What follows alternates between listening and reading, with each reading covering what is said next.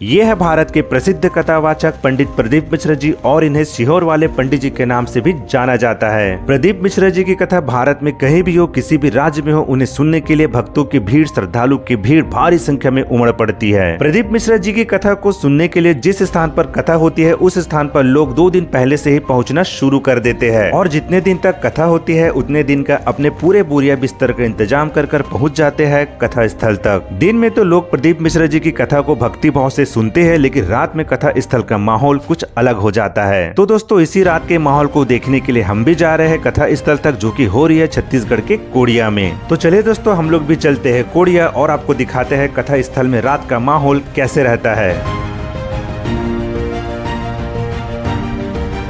नमस्कार दोस्तों, हमारे channel A to Z friends blog के एक और वीडियो में आप सबका स्वागत है। तो दोस्तों, कोड़िया के कथा स्थल तक जाने के लिए हम लोग निकल गए अपने घर से अपना बोरिया बिस्तर लेकर। हम लोग के घर भिलाई से जो प्रदीप मिश्र जी की कथा हो रही है ग्राम कोड़िया, उसकी दूरी है करीब 20 किलोमीटर और हम लोग निकल गए रात को 8 बजे कथा स्थल के लिए और आधे घंटे का सफर तय करके हम लोग पहुँच गए ग्राम कोड़िया, जहाँ पर प्रदीप मिश्र जी की कथा हो रही है।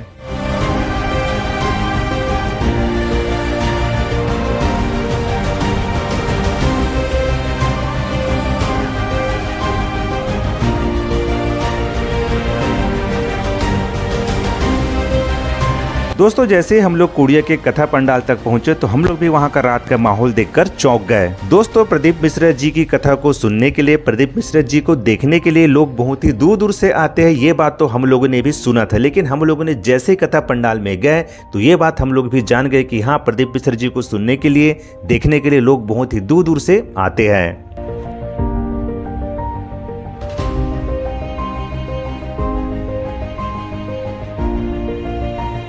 और कहाँ आओ भैया? हम लोग यहाँ हैं भैया शिव महापुराण कोड़िया। शिव महापुराण कोड़िया हो तो आओ भैया। कहाँ लाओ कहाँ? लेकिन हम आए हैं मैं नागपुर रहता हूँ। हाँ जाम का मो ससुराल है। अच्छा वहाँ से आए हो जाना रिस्पन शिव महापुराण के चक्कर में। हाँ। मैं क्या ऐसा मौका बार बार नहीं मिले। हाँ। तो मैं कहो जब सुन के जाऊँ। अच्छा। कल आ रहे हूँ, कल जगह नहीं मिले रही भीड़ भाड़ में। हाँ। में बैठे रहे हूँ। हाँ। तो आज फिर मैं सोचा आज आया हूँ ग्रुप से। हाँ। बाद बोला अच्छा लगे ऐसे टीवी में सुनत रहे हो। हाँ। तो मैं कहूँ आज रात रुक जाता हूँ। हाँ। रात रुक के कल के प्रोग्राम सुन लो, बात कल डिसाइड करूँ ऐसे। तो आओ कोई आए साथ में? आओ ये दे। अच्छा, हमारे मिसेस सर लड़का मन सो है। अच्छा पूरा फैमिली आओ सब कथा सुने पर। अच्छा। चल ठीक है भैया, श्री शिवाय, नमस्ते।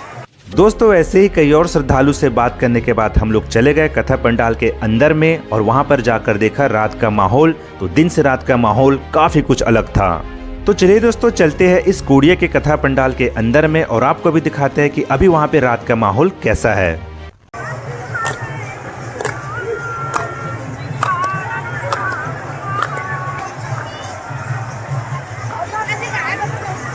खाना खाओ तो।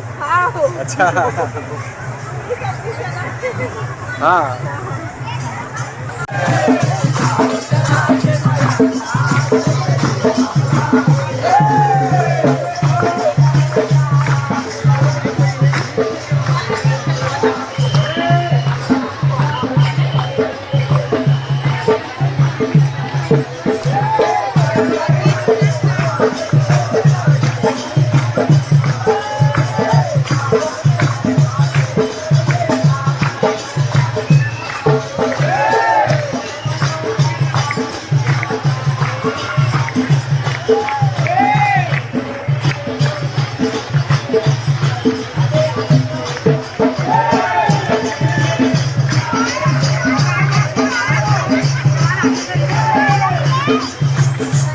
कथा स्थल के इस कथा पंडाल में जितने भी लोग रुके थे उसमें से अधिकतर लोग भक्ति में नाच गा रहे थे, भजन कीर्तन कर रहे थे और रात का इसी माहौल को देखने के लिए जो आसपास के शहर है, गांव है, वहां से लोग आ रहे थे। यहाँ पर जो लोग रुके थे वो 30-40 की संख्या में ग्रुप बनाकर भजन कीर्तन कर रहे थे और जो लोग आसपास के गांव या शहर से आ रहे थे वो अपने साथ फल या बिस्किट बांटने के लिए ला रहे थे। और ये सब देखकर हम लोग भी अचंभित रह गए, क्योंकि हम लोगों ने सुना था कि प्रदीप मिश्र जी की जहाँ भी कथा होती है वहाँ का दिन का माहौल तो अलग रहता है, लेकिन रात का माहौल उससे भी अलग रहता है, कुछ खास रहता है।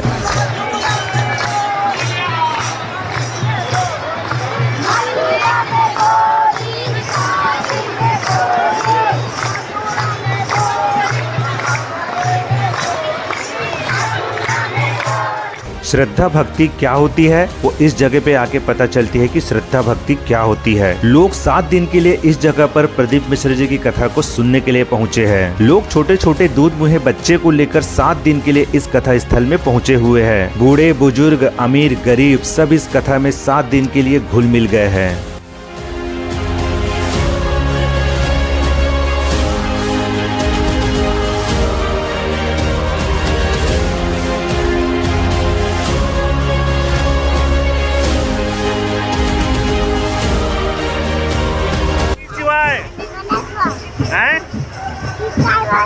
क्या चीज?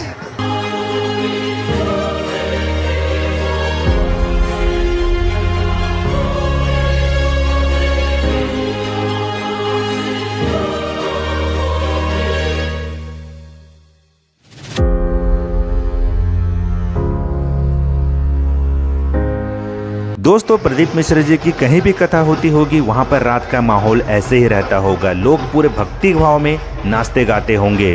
दोस्तों ये सब माहौल देखकर हमें तो बिल्कुल भी यहाँ से जाने का मन नहीं कर रहा था, लेकिन रात ज़्यादा हो गया था तो इसलिए हम लोग चले गए रात को 12 बजे के बाद सोने के लिए। लेकिन जैसे ही रात को 12:30 हुआ तो यहाँ का माहौल पूरा बदल गया। चारों तरफ शांति छा गई, यहाँ का माहौल पूरा शांत हो गया।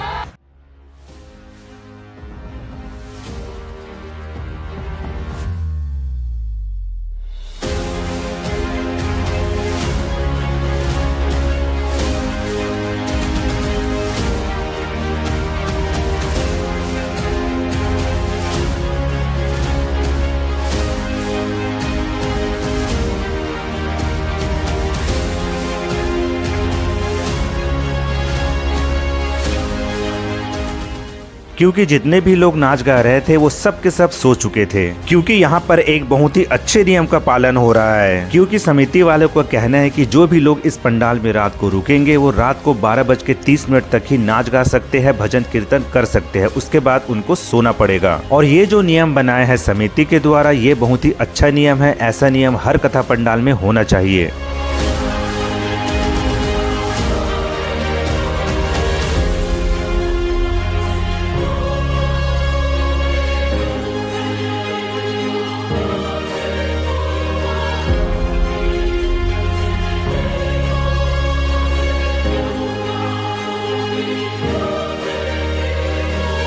तो बस दोस्तों आज के इस वीडियो में इतना ही। फिर मिलेंगे आपको एक और नए वीडियो में। तब तक के लिए भारत माता की जय, वंदे मातरम, श्री शिवाय नमस्तुभ्यम।